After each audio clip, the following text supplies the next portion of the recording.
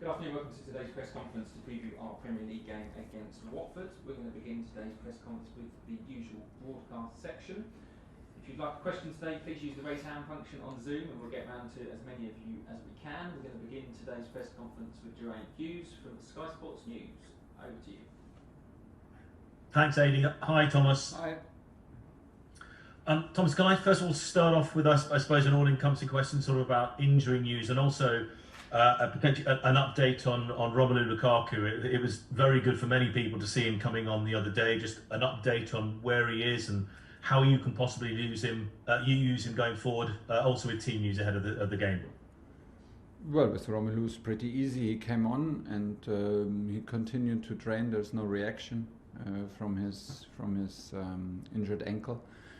So he stayed in training and he's ready to progress in minutes, and this is where he is. For the game, so for sure out is Chile, still Kova and Ngolo for tomorrow, and we have some players in doubt. We have some, maybe we need some more, bit more time, bit more examinations, a bit more time to re-evaluate the status. It's Reece James, Jorgi and Timo Werner. They all finished training, or they all trained today with us. And yeah, there will be some last-minute decisions about the three. Thomas, can I take you back to last night? Obviously, you had a hopefully a very nice evening at Stamford Bridge, looking at the Ballon d'Or. Just your reflections on everything that the club just achieved last night. Club of the Year, the men's and the women's side, but also as well individual honours there for Jorginho, where you've had a number of players in the top 30. I could go on and on and on, but just your reflections on Chelsea's contribution to what you achieved last night. Yeah, of course it's a nice award because it's a team effort. If you're successful and if individual players shine, and all our players and all the women's players deserve to be on that list for their contribution to the success. But if individuals players shine, this is always due to a team effort, and that's why it's a nice award. We have a strong academy, we have a strong women's team, and we want to be a strong part of this club. So full credit to the owner and everybody in charge, and we are trying our best to be to continue and maybe win this award again. Thomas, just looking forward to tomorrow night. For many clubs now, it almost, these midweek games mark the start of a very, very hectic schedule. For some, it's it's 7 games, 28 days. Don't need to be a genius. It's one game every 4 days. Yeah. How do you manage such a period like this, and how does rotation work now? How do you work looking at the next month or so? Yeah, it will be challenging, but the good thing is it was challenging before. So we don't change our routine. We have very close and tight communication with the medical department and our fitness department, and we try to predict the load. We look into the data where the players are, who is overloaded, who is underloaded, who is chronically overloaded, who is acutely overloaded, underloaded, and from there we see what we need in the next games, and still we do it step by step. I mean, if you look at the schedule too far ahead, you can see that this will be some tough weeks coming. And that's why we focus on the details, and we focus on the next game and maybe on the next 2 games where we can rely on our predictions, because we have fantastic support from everybody. It's on the players now to not only be strong in the games and give everything in the games, but to take recovery very seriously. We have to be in the next weeks very, very good in recovering, very good in sleeping, and taking the right food and taking the right supplements that we can recover well from the games, because the games are intense. Our style of play is hopefully intense and needs to be intense to have a certain mentality and identity on the pitch. This is what we want, and we are not scared to rotate. As I said, we have some doubts with Reece, Jorginho and Timo Werner tomorrow. We have late decisions, but we trust the full squad, and there's no secret that you need a full squad to overcome weeks like this. Last one, Jermaine. Yeah, last question from me, Thomas. Just looking at, you look at the Ballon d'Or, 14 of the top 30 players nominated were from the Premier League, but manager-wise, you're one of the best now in the Premier League. The number of top-class managers in the Premier League I don't think it's ever been so good. You're coming up against another legendary figure tomorrow night, Claudio Ranieri. Just wondering what you know of Ranieri and kind of what you expect of how he'll set up the side. I know he's only had a short time at Watford, but maybe what you're expecting from Ranieri. We see a difference. We see a difference in Datas, in the style of the game since he joined the club. They play with more confidence. They especially at home, they try to implement also high pressing. They are very active. They try to be brave and courageous. Had a great result against Man Utd. They try to play more emotional, with more effort, to have the crowd behind them. They can create an atmosphere that helps them, and we see this. Claudio Ranieri speaks for himself, what he did in Premier League, and he had so many clubs. So such an experienced coach. It's a pleasure to meet him. I did not. It's my first time I meet him in person, and of course play against him. And we will do our best to be able to get the 3 points tomorrow. This is the aim. Declan McCarthy, TalkSport. Good afternoon, Thomas. I suppose I can say congratulations with all the names you had on the list last night from the Ballon d'Or. I just wanted to ask, there are various ages, various standards in the squad, whether they're young players, old players. How much of a motivation is it for you and the squad, the Ballon d'Or as a whole?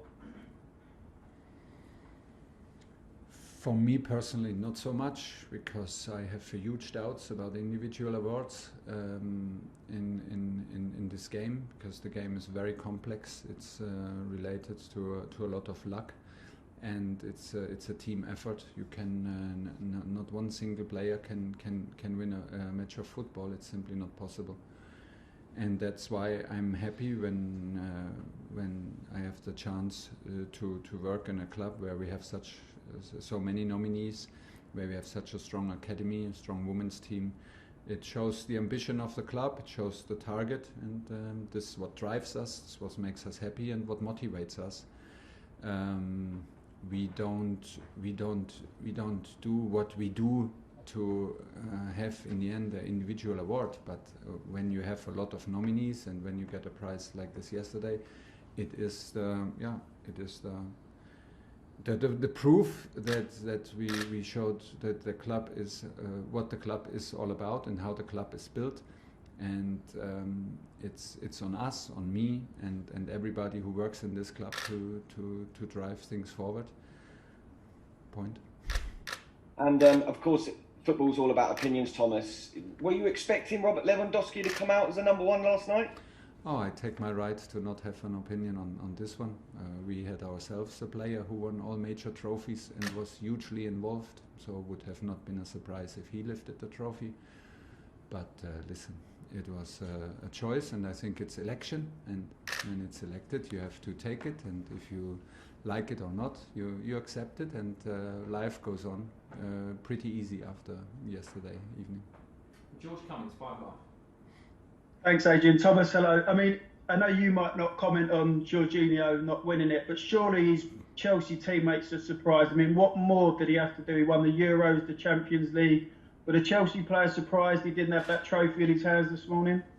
My players were surprised that Lewandowski didn't win last year, so there are some surprises in it. But like I said, it's a selection and it's an election, and in the end, we come from sports. We accept and go on. Can I just ask you about the Club World Cup in February? I mean, how much is that going to impact your season? Where it is? What do you make of it? How strong are you going to go? Because I also know you've got possibly Ziyech and Mendy out too. I just wondered if you've got any thoughts on that being played in February and the impact that can have in your title challenge. Yeah, but as I understand it, they will both be back. Even if they play the final, they will both be in Abu Dhabi, I guess, or wherever it's going to be played. But listen, this is in February. We are now like close to be in December. There's still December and January to play. So I can tell you, I don't break my head at all about World Cup. This is 0% in my head. My focus is on Watford, in the selection, in the rotation. My head is also like what we did against Man United in the preparation for this game. And of course we look a bit up front, because now we have an evening game, and on Saturday again we have away game, but 12:30. So we need to be aware of the time, of the lack of time of recovery that we have in between. And this is what we do, but there are zero focus on World Cup right now. Hi Thomas. Hi. I just want to ask you a quick question on your left wing back options, with Ben Chilwell out until the new year, as far as we know. Yeah. Marcus Alonso hasn't played very much, as you said, after the game against Man United. Do you think you have enough cover in your squad currently to sort of fill that Ben Chilwell gap? Yeah. Yes, we have. First of all, we have Marcus, who started the season for us when Chile was in a bit of trouble, and then in a bit of a more difficult moment for him. So we trust him. We won Premier League games. Marcus is very experienced, and I think it's even a situation when nobody is injured, where you have like two specialists for one position. Both of them play for their international teams, where you can end up sometimes in very difficult decisions, and it can be very, very hard for one of them, because they are, in my opinion, they compete for one single position. It's the left wing back position, and suddenly if one has a longer injury like Ben now, it can suddenly seem that we don't have enough. If you look at the schedule and think like, oh, does Marcos have now to play, I don't know, eight matches every 3 days? Is that possible? Maybe not. So I think we still have Callum, who can play on the left side as a wing back, and we have some other ideas where we can maybe try, maybe have to try. Let's see. But first of all, Marcos is the one in charge. He's the specialist, and he will prove how much he can bring to the team and what impact he can have for us. And the one criticism, I think, of the game on Sunday against Man United, and I think the only real criticism this season has been our attacking players being more clinical in front of goal. Yeah. Do you think, I'm sure you won't care who puts the ball in the back of the net, whether that's your wing backs, whether that's your defenders, but do you think your attacking players need to contribute a little bit more, or need to be more clinical in front of goal? I think they try hard. Their contribution to our style of game, the contribution to the high pressing is immense. Can see this in every game live, but we can see it also in the datas after the matches. So we should maybe take in account that when they arrive with the chances, maybe they don't arrive like fully relaxed. Sometimes they breathe hard when they arrive, and maybe that costs us a bit of precision sometimes. But we scored many goals before. In this game, I agree, we had a bit of similar game in terms of chances and of course result against Burnley at home. So yeah, it's also a good sign when we are not happy, when we draw against Man United, when we have the feeling and the deserved feeling that we should deserve more, and we trust them. They have the quality to score for us. It's on us to bring them in positions from where it's possible for them to score, and to do this as often as possible, and maybe more often if it's a moment where they find it a bit harder, but we need to create chances, because they have the quality, and I know that they absolutely want. And still, like I said, they have a huge impact into our defensive game in the high pressing, and that's why in general we are absolutely happy and calm. Okay, that's the end of the broadcast section. If you would like